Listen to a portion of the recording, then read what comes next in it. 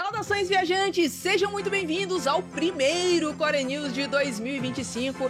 E nesse vídeo, vamos falar um pouquinho sobre o que tem rolado com o Corepunk, como é que tá a comunidade, a player base, a galera tá jogando, não tá? Vamos fazer uma breve retrospectiva sobre algumas coisas importantes que aconteceram nos últimos tempos. Vamos esclarecer também um pouco sobre a polêmica do wipe que tá assombrando muita gente. Então hoje, quem sabe a gente não coloca um ponto final nesse assunto. Vamos falar também sobre conteúdo novo. O que tem aí de prioridade na fila da Artificial Core pra sair e o que vem por aí também, né? Quando que sai e o que vai sair. E por fim, vamos falar um pouquinho sobre as últimas mudanças no game que alteraram bastante algumas coisas, deixando o jogo mais fácil, talvez. Vamos conversar sobre tudo isso e muito mais a partir de agora.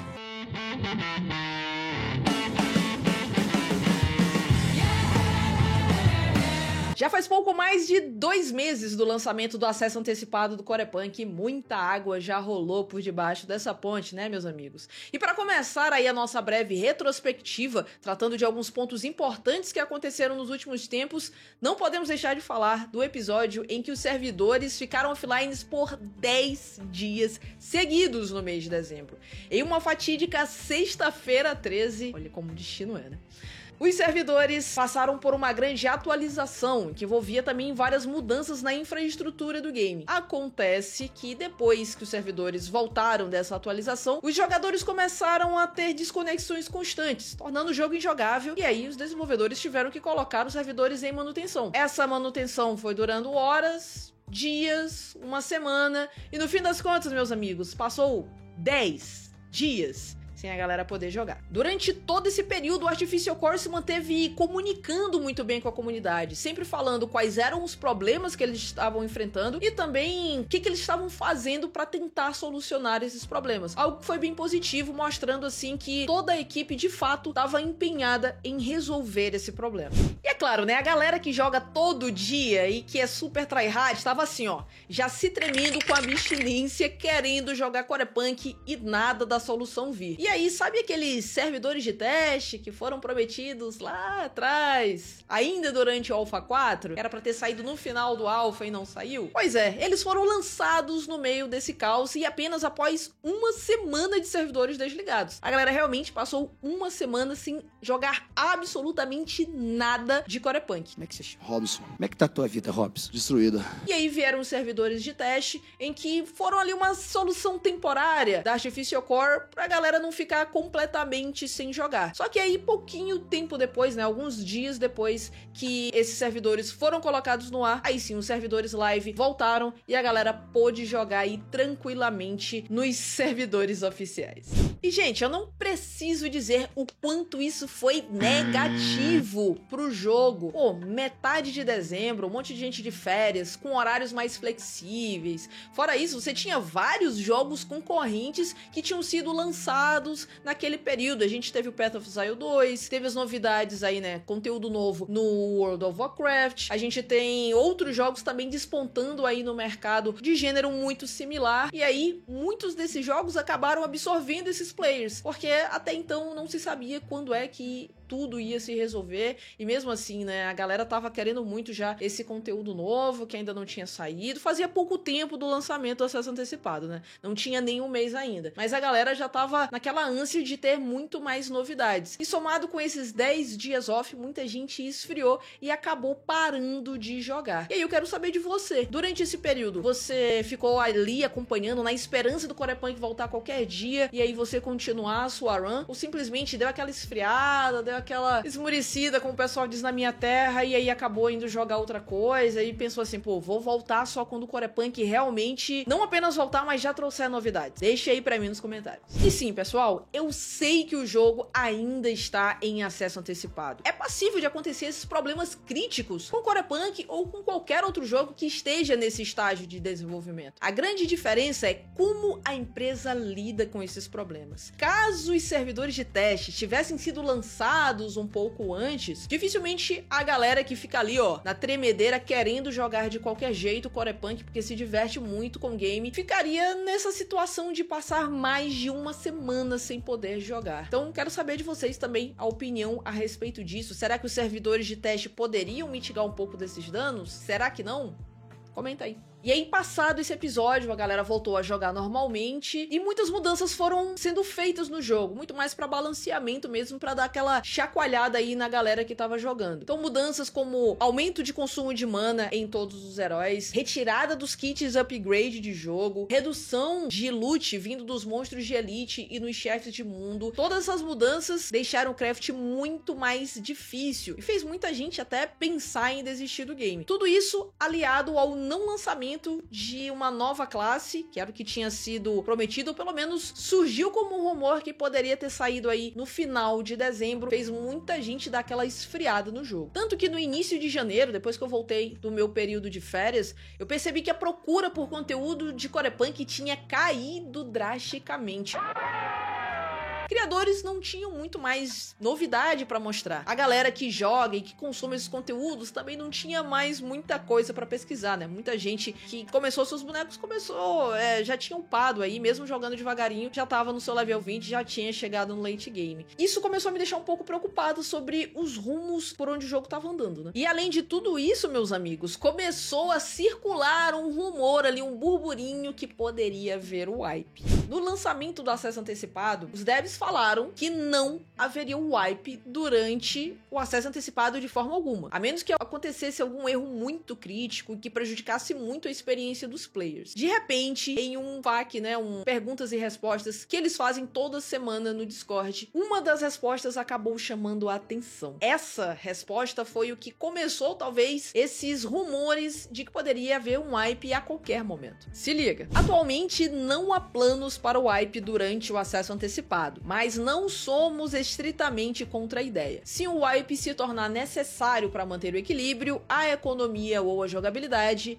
nós a consideraremos. A decisão depende de como o jogo evolui e como os jogadores interagem com ele. Um wipe antes do lançamento completo no final do ano que vem é provável, pois faz sentido tanto comercialmente quanto praticamente. Durante o acesso antecipado, no entanto, a situação ditará a nossa abordagem. E essa mudança de posicionamento da Artificial Core de não vamos wipear a menos que seja estritamente necessário para... Então, a gente pode wipear caso a gente entenda que precise ali por um balanceamento ou enfim, para testar muito mais coisas no jogo, acabou gerando uma certa insegurança nos corações de muita gente da comunidade. Apenas um bom tempo depois, agora no finalzinho de janeiro, é que em outra pergunta, nesse perguntas e respostas semanais, eles responderam de fato e meio que esclareceram exatamente essa situação sobre a possibilidade de ter ou não ter o wipe. No momento, não faz sentido wipear quando tem tantos dados para analisar, tantas melhorias a fazer e tanto conteúdo para adicionar. Nosso plano é ajeitar tudo, mostrar o potencial completo do jogo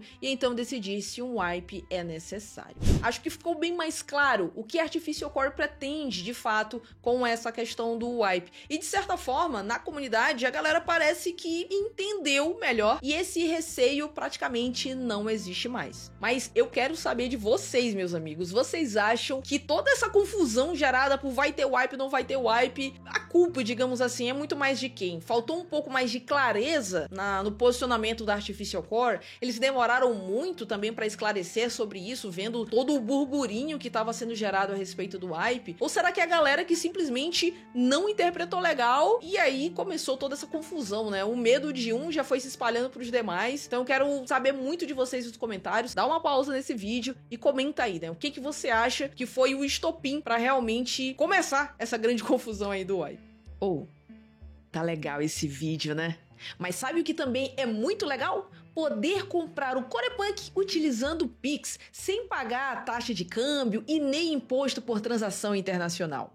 E você pode fazer isso através do meu link de afiliado com a Cursed Diamonds, a plataforma brasileira que é parceira oficial do Corepunk. O link vai estar na descrição. E bom, pessoal, como eu falei pra vocês, muitas mudanças aconteceram no balanceamento do jogo durante todo esse período, né, do lançamento do acesso antecipado pra cá. Principalmente em relação ao craft e updates de itens de Tier 3 pro late game, que foram deixando o jogo mais complicado. Afinal, os kits de upgrade tinham sido retirados retirados do jogo. E pra isso, né, pra você realmente conseguir deixar os seus itens roxos, você precisaria de muitas horas de coleta e poder fazendo os itens mais simples, fazendo bem bolado ali na máquina de síntese, até de fato, né, conseguir os itens melhores e transformá-los em épicos. E essa dificuldade de conseguir equipamentos melhores começou a gerar o seguinte questionamento: o modo de extração PVP Full Loot, que era previsto para ser lançado no final de janeiro, vai funcionar? Quem é que vai para uma área PVP com seus melhores equipamentos que agora parece que demora uma eternidade para conseguir craftar? Houveram muitas reclamações da decisão da Artificial Core em lançar esse modo de jogo, esse modo extração PVP Full Loot, como sendo o primeiro conteúdo novo dentro desse acesso antecipado.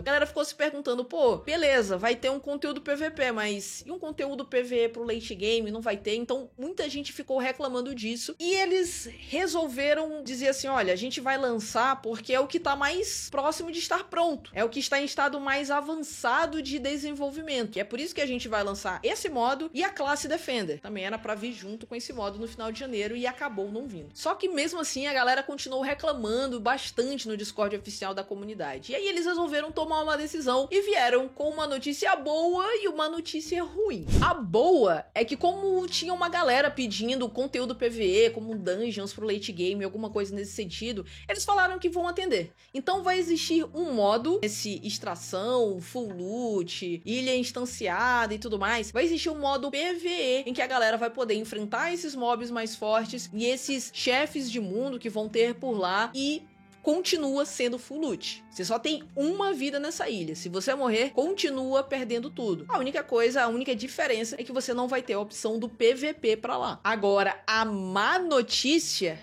eles vão precisar de mais tempo. E a previsão é que tudo isso chegue no final de fevereiro. Então a gente tem um longo mês aí pela frente ainda para esperar a chegada desse modo extração, que vai ter a sua versão PVP e PVE Full Loot em ambos, e também a nova classe, o Defender, que deve chegar junto com esses modos no final do mês. Para facilitar a conquista de bons equipamentos e já para preparar a galera para esse novo conteúdo que vai chegar, algumas mudanças no jogo foram feitas. Agora praticamente todos os campos de mobs têm aquele baúzinho, e a taxa de drop de equipamentos em geral aumentou bastante. Isso vai permitir que a gente possa testar mais builds, né, variar um pouco mais no que a gente quer fazer com os nossos personagens, e também a gente vai ter mais recursos para crafting. Afinal, se a gente conseguir vários equipamentos como armas, artefatos, a gente ainda pode desfazê-los, né, desmontá-los para obter os seus recursos principais, e aí sim a gente craftar aquilo que é do nosso interesse. Além disso, os itens Tier 1 e Tier 2 que forem craftados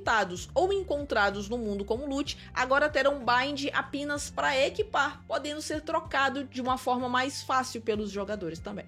Eu quero saber o que vocês acharam sobre essas mudanças. Teve muita gente que eu vi no Discord da comunidade falando que tava deixando o jogo mais fácil, porque agora qualquer baúzinho ali inicialmente poderia te dar já armas melhores, artefatos melhores, runas e chips. Os baús também estão dando gold quando você consegue limpar todos os mobs e abrir eles. Então muita gente falou, pô, o jogo tá ficando fácil demais. Agora é muito mais simples você obter vários equipamentos, vários recursos e até muito mais gold cedo no jogo. Honestamente, eu acho que isso, na verdade, não venha a ser positivo pro game. Isso daí já como minha opinião, tá? Eu acho que deixou o jogo um pouco mais dinâmico, porque tudo bem, você consegue um pouco mais de gold, mas não é um absurdo de gold. Você abre um baúzinho e ele te dá, sei lá, 2 de gold, 1,5, alguns centavos apenas, a depender da dificuldade dele. Então assim, não é esse gold todo a mais que você acaba ganhando. Além disso, essas mudanças eu vejo como muito positivas pra galera que não gosta de seguir a linha de missões. Então quem não quer fazer quest, agora, assim, não precisa mais fazer de fato, porque você ganhava muito mais dinheiro, você ganhava muito mais experiência e tinham quests que te davam equipamentos muito bons logo cedo, de certa forma. Então agora você meio que não precisa ir por essa linha e tem muito mais liberdade de escolher, pô, eu quero fazer só algumas quests itens pra eu upar mais rápido, depois eu vou só matar mob, e aí vou luteando todas essas coisas. Então eu acho que deixa o jogo um pouco mais dinâmico. E no late game, o jogo continua complicado. Você precisa continuar reunindo bastante material, craftando bastante coisa. As receitas de itens tier 3, por exemplo, elas continuam bem caras. Então pra você reunir todas essas coisas, acaba levando um certo tempo. Então eu acho que não mata a dificuldade do jogo, apenas torna ele muito mais dinâmico e muito mais receptivo para novos players, de uma forma em que a galera já vai começando a se fortificar, mas sem tá fácil demais. Eu até criei um novo áudio para fazer esses testes e eu confesso que eu tô gostando bastante dessas novas mudanças. E aí com todas essas alterações, né, adições desses baús, enfim, várias coisas dessas que eu falei, e mais a chegada do modo extração para PV, eu quero saber se vocês gostaram dessa mudança. Faz sentido para vocês que a gente espere mais um mesinho? Na verdade, quando eles soltaram essa notícia, era ali meio pro final de janeiro, então meio que foi um mês e meio aí de diferença do que eles tinham prometido, de quando ia sair esse conteúdo novo, para realmente quando deve sair. Vale a pena esperar por esse conteúdo PV? Vocês acham que era necessário? Não era necessário? Gostaram dessas mudanças? Estão achando o jogo mais fácil? Estão achando o jogo melhor agora com essas mudanças? Deixa tudo aí nos comentários que eu vou responder todo mundo. E aí? Tá a fim de comprar o Corepunk ou as moedinhas do jogo com cartão de crédito? Usa o meu link de afiliado através do QR Code que tá aparecendo aí na tela, também do link que vai estar na descrição do vídeo. E muito obrigada desde já por todo o apoio de vocês. Além de todas essas mudanças, essa última semana trouxe mais novidades. Agora os talentos passivos podem ser aperfeiçoados. Os artefatos Tier 3 que tiverem upgrade ou overclock não vão mais conceder stats secundários. Agora eles vão dar bônus para você melhorar os seus talentos passivos. Sempre que você fizer o upgrade no artefato Tier 3, ele vai te dar um ponto aleatório de talento. Se você fizer um overclock, você vai ganhar 2 pontos. Mas é importante dizer, esses 2 pontos provavelmente vão ser 2 talentos diferentes. Se você tiver uma build com 6 itens overclockados, você vai poder deixar até 3 talentos com 5 pontos, ou pode fazer várias combinações ali que desejar. E como foi adicionada mais uma camada de aleatoriedade no jogo, vários itens novos também vão surgir, para que você possa extrair o talento dos itens, fazer um reroll para que venha algo que você queira, dentre outras coisas. Esse novo sistema parece ter sido encarado de uma forma muito positiva pela galera da comunidade. Muita gente até que tinha parado, voltou a jogar. E vocês curtiram? É o suficiente para dar aquele hypezinho no Corepunk enquanto não chega conteúdo novo? Deixa aí nos comentários. E é isso, pessoal. Espero que vocês tenham curtido esse vídeo. Parece que agora finalmente o Corepunk deu uma guinada e a galera tá animada para voltar a jogar.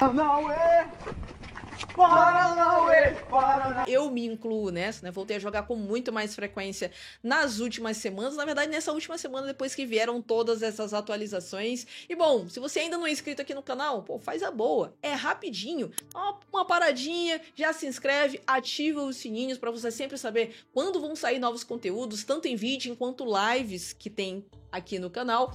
Deixa o like se você gostou desse vídeo, deixa seu comentário, sempre interaja com os vídeos aqui no canal e a gente se vê em breve, fugindo do rola bosta lá nas steps em Qualate. Até lá.